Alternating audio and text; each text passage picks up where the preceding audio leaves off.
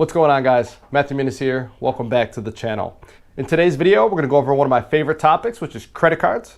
More specifically, I'm going to discuss 16 credit card hacks that you guys can be using when it comes to taking advantage of credit cards and credit card rewards. Now, I'm going to give each one a difficulty rating of either easy, medium, or expert, and that's going to help you guys determine if it should apply to you. Now, expert doesn't mean that you're super smart or anything. It just means that you're comfortable with taking extra time to manage multiple things when it comes to your credit cards. At the end of the day, it's all about how much time you want to put into getting the maximum return possible.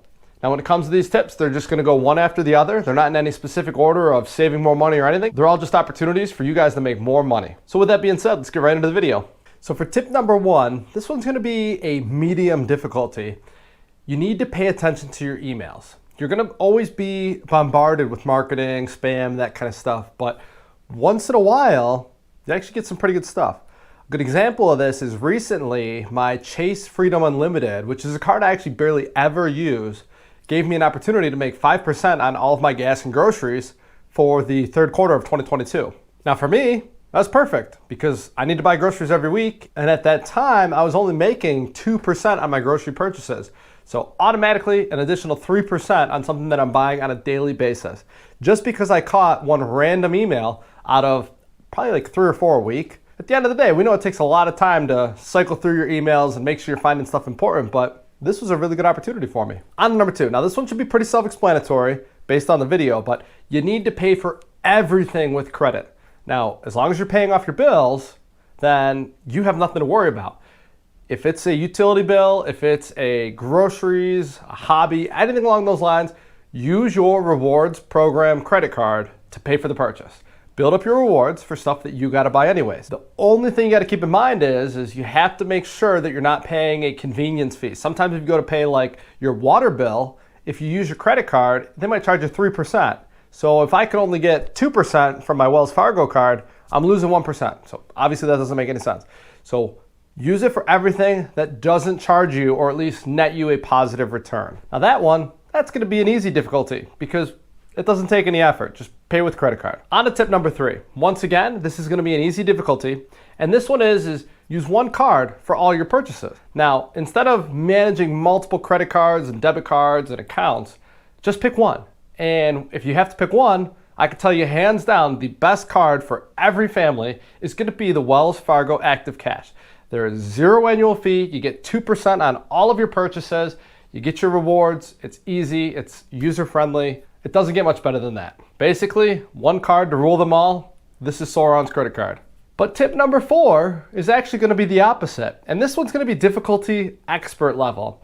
And this is use multiple credit cards. I've done videos in the past where you see that I have over 10 credit cards. I think I have like 13 right now. Something ridiculous. Every credit card I have has a specific purpose. I want to make more than 2% per purchase. I want to make minimum 3%, if not 5% or more. So that's my goal. And that should be your goal as well, because if we need to spend money, why not get paid the most possible? However, managing multiple bills and keeping track of all your finances is going to take a lot of time, and that's why this one has an expert difficulty level. It takes a lot of time to manage multiple credit cards and make sure you're doing everything properly. On to the next tip. Now this one is going to be when it comes to taking advantage of a sign-up bonus that requires a high minimum spend, be strategic. And what I mean by that is maybe you have to pay your car insurance 6 months or a whole year at a time. That's an expense that most people have to pay. We'll save that for when you're getting a new credit card, or if you're paying for a flight, a vacation. Maybe you have some home renovations.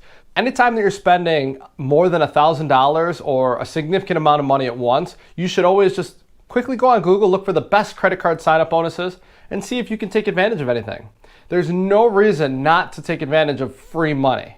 This is gonna be an easy difficulty level. It doesn't take much time to pick out a credit card, apply, get approved, and then spend that money that you were already planning to spend. That way you're set up for success when it comes time to hitting those minimum spends. Now, the next one, and this one's gonna be difficulty expert level, and this is kind of being a little bit sketchy. I don't know if I'd call it sketchy, but if you aren't able to hit a minimum spend, let's just say the Chase Sapphire Preferred, you're just coming out of college, and it's hard for you to spend $4,000 in 3 months. Well, maybe even with your car insurance and a new TV, you're only going to be at $3,000. Well, you can use pay apps like Venmo to Venmo your friend or family member $1,000, $500, whatever it is that's going to get you where you need to be. Just keep in mind that you do pay a fee for this. So you're going to pay a 3% fee when you do something like that, but you're still getting the 1% for spending the money. If you take the 3% minus the 1%, you're getting charged 2%. But for easy math, if we did $1,000, then we're getting charged $20. So we lost $20 of our sign-up bonus, which in the case of a Chase Sapphire Preferred, $800, you're still netting $780. After you take out the annual fee, $680. So you gotta do a little bit of math, but you can easily take advantage of other ways to hit those minimum spends as well. The next tip is going to deal with credit cards that have quarterly spend categories. A lot of times there's a maximum. So for instance, Chase Freedom or Freedom Flex has a $1,500 maximum when it comes to their quarterly spends. But if it's something like home improvement, for instance, and you only need to spend $500 on home improvement stuff from Home Depot or Lowe's, more than likely, if you're a homeowner, you're probably gonna have to spend the money sooner or later. So you can just buy a gift card from Home Depot or Lowe's for the rest of that money to give you the maximum dollar value that you can achieve out of that. So if you spend $500 and you buy yourself $1,000 in gift cards, you're gonna get that 5% back and get the maximum bonus for your quarterly categories. Just make sure you don't lose your gift cards. You don't wanna forget about them. I'd give that one a medium difficulty level because you do have to manage the gift cards that you have and just make sure you don't forget about them. So the next one, and this could be between easy and medium, is gonna be taking advantage of online portals. There are companies like Rakuten, I don't know if I'm saying that right, or Top Cashback, which is my personal favorite, where you are going to shop at a place like Lowe's or Home Depot, and all you do is go to their website first, sign in, and then go ahead and choose the retailer you want to purchase from. By going through their portal, you're going to get an additional 1 to 5% cash back. The more strategic you can be by taking advantage of these portals, you can start really adding up cash back on a separate account from your actual credit card. So you're getting paid from the credit cards, and then you're also getting paid from your online portals. And at the end of the day, it's just more free money for you to do whatever you want to do with it. The only reason that one could start getting more difficult is if you really start to take the time to find out which portal gives you more money, you're going to find that Top Cashback might give you more for Home Depot, but the Chase Online portal might give you more for Lowe's. So you got to kind of manage a lot of stuff, and at the end of the day, I only use one. I use Top Cashback, and I like that one. If you're interested in it, it's completely free. I do have the link down in the description below. Now the next one, and this is probably one of the best ways to get the most rewards possible, is if you have a spouse, even if it's just like a boyfriend or a girlfriend, you could take advantage of this. Is if you guys are planning a trip or a large expense and you split your bills, you can both sign up for credit cards. When you both sign up for credit cards, now one person's getting their sign-up bonus and the partner's getting their sign-up bonus. And if you're pooling your funds, at the end of the day, your money is her money or his money. It's all free money for both of you. You're getting double the return, and it was already something you guys were planning on spending. So difficulty level, very easy. All you're getting is free money there just from the signups. But just keep in mind, you gotta refer each other. So sign one up, make sure they get their card, and then if there's a referral bonus, refer your spouse or your partner. And that leads me into my next one. Difficulty level easy. Take advantage of referral programs. The Chase Freedom, Sapphire, Chase Unlimited, they all have referral programs, even Capital One. You have a friend or family member, tell them about the opportunity for them to make free money because they're already going to spend that money. Send them your link, and then you're going to get paid. You get free money. I make thousands of dollars a year off referrals, and it's not salesmanship because at the end of the day, I am helping those people. It's like the easiest thing in the world.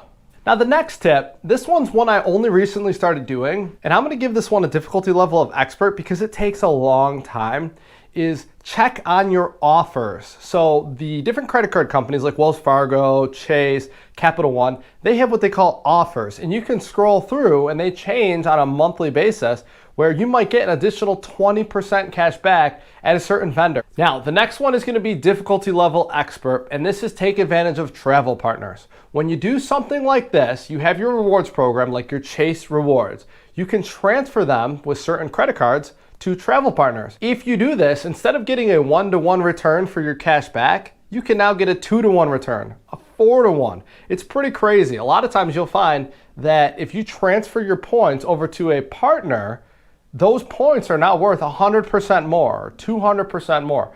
Great travel partner would be Southwest. I do it all the time. It's an excellent way to take advantage of and really make your points go further. If you have $500, that $500 might now be worth $1,000 if you transfer it to Southwest. Expert level, because you do have to research, see how much flights are, see if it's worth transferring, make sure there's no penalties. There's a lot involved, but at the end of the day, maybe you do 20 or 30 minutes of research and you save yourself an extra $500 or $1,000. I'll take that paycheck any day. So the next tip kind of deals with travel as well, and that is going to be never use your travel rewards or credit card rewards for business travel.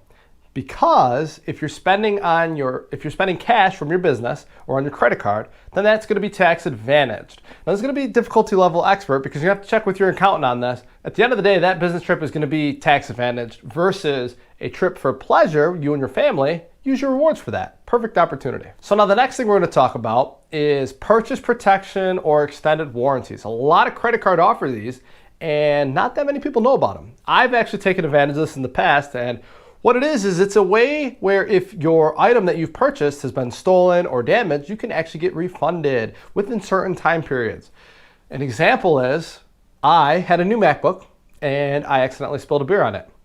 This was a while ago. I don't know how that happened, but it did.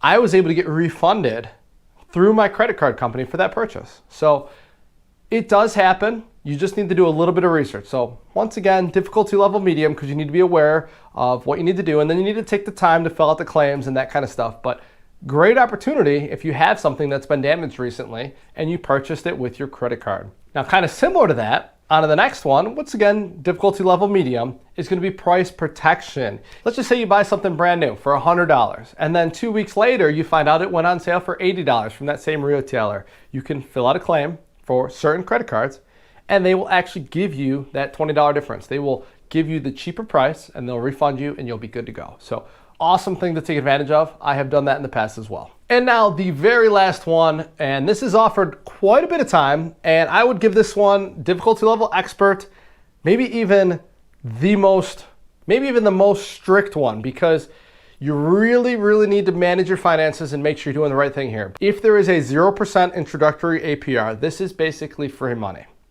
You need to pay it back within a year or 12 months. But if you have a big expense like a diamond ring for your wife or a home renovation, something like that, instead of taking out a personal loan for a year or 3 years or 5 years, whatever it is, as long as you know you can pay it back within a year, you can take out that money interest free. Another thing you could do, right now, high yield savings accounts are giving you a 2% return. If you have a huge $10,000 purchase, put it on your credit card, as long as you have the money in your bank.